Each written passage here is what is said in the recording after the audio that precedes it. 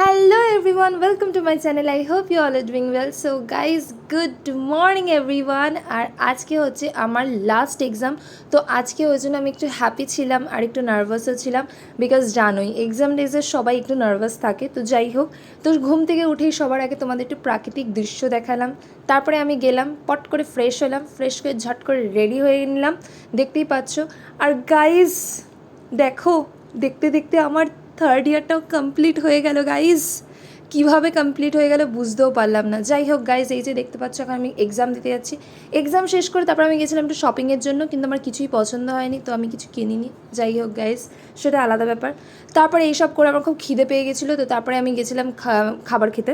হ্যাঁ, তো ওখানে বিরিয়ানি ট্রাই করেছিলাম, খুব একটা খারাপ ছিল না, কিন্তু আমাদের কলকাতার মতন ছিল না, বাট ঠিক আছে, ওকে ওকে টাইপের ছিল।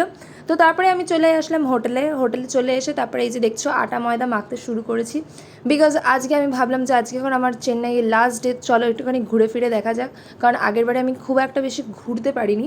তো যাই হোক গাইজ, আজকে আমি একদম ডিসাইড করেছিলাম যে একা এসেছি তো কী হয়েছে, ঘুরে যাব। তো তাই জন্য ঘুরতে চলে গেছিলাম। তো ঘুরতে কোথায় গেছিলাম জানো? আগেই বলবো না, চলো আগে আমিও যেতে থাকবো, তোমরাও জানতে থাকবে, ঠিক আছে? তো এই যে দেখো চলে এসেছি। তো আমি গেছিলাম হচ্ছে মারিনা বিচে। ওফ গাইজ, ওই একটা বিচ যেখানে হাঁটতে হাঁটতে হাঁটতে হাঁটতে মনে হবে যেন একদম মরুভূমিতে চলে এসেছি, সিরিয়াসলি। তো যাই হোক গাইজ, আমি অতটা হেঁটে তারপরে আমি চলে এসেছিলাম সমুদ্রের কাছে এসে একা একাই এরকমভাবে মজা করেছি। গাইজ, একা ঘোরার মজাটাই আলাদা, যে না গেছে সে এখন অবধি বুঝতে পারেনি। আমি গেছি গাইজ, আমি বুঝে গেছি, এবার থেকে তো আমি সব জায়গায় একা একাই ঘুরবো। যাই হোক গাইজ, তারপরে আমি ওখানে একটুখানি মজা টজা করে তারপর আমি চলে আসি আবার হোটেলে। গাইজ, তারপরে আমি একটা পিৎজা অর্ডার করি আর তারপরে খেয়ে ঘুমিয়ে পড়ি। আর গাইজ, লাস্টের দিনটা আমি সব থেকে বেশি এনজয় করি, কারণ গাইজ নো টেনশন, নো কিছু, একদম চিল মুডে একা একা হেভি মজা করেছিলাম। মানে নিজেকে নিজে যে আমি এতটা ভালোবাসি, আমি এখানে না আসলে জানতেই পারতাম না।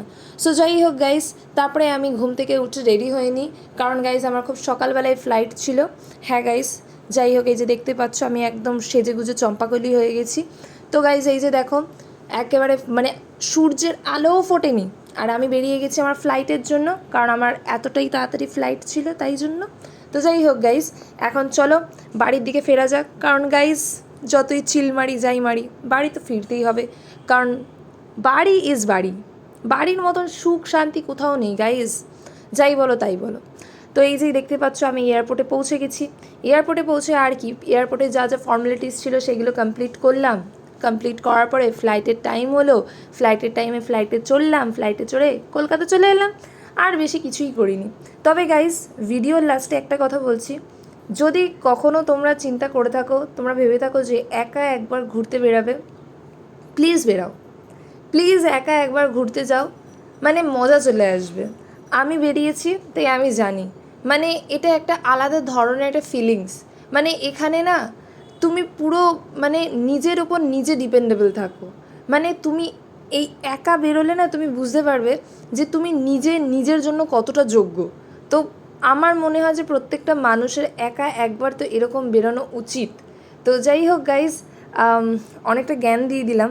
যাই হোক, তোমরা যদি কখনো ভেবে থাকো যে বেরোবে, তো প্লিজ একবার যেও, ঠিক আছে? আমি জানি আমার অত এক্সপিরিয়েন্স নেই, বাট স্টিল আমি এটা বললাম, যদি চাও তো শুনে দেখতে পারো, জিনিসটা অতটাও খারাপ না, বিকজ আমি এক্সপিরিয়েন্স করেছি বলেই বললাম।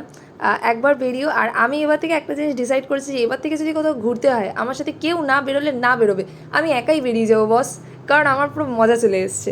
যাই হোক গাইজ, আর কি, আর তো তেমন কিছুই করিনি। এরপরে কলকাতা চলে এসে আর কি। তো গাইজ যাই হোক, এর আরও অনেকগুলো পার্ট আছে, ডে 1, ডে 2, ডে 3 এরকম আছে, তো তোমরা চাইলে সেই ভিডিওগুলোও দেখতে পারো। তো যাই হোক গাইজ, আজকের ভিডিও এত অবধি, tata, bye bye, stay safe, stay happy, by.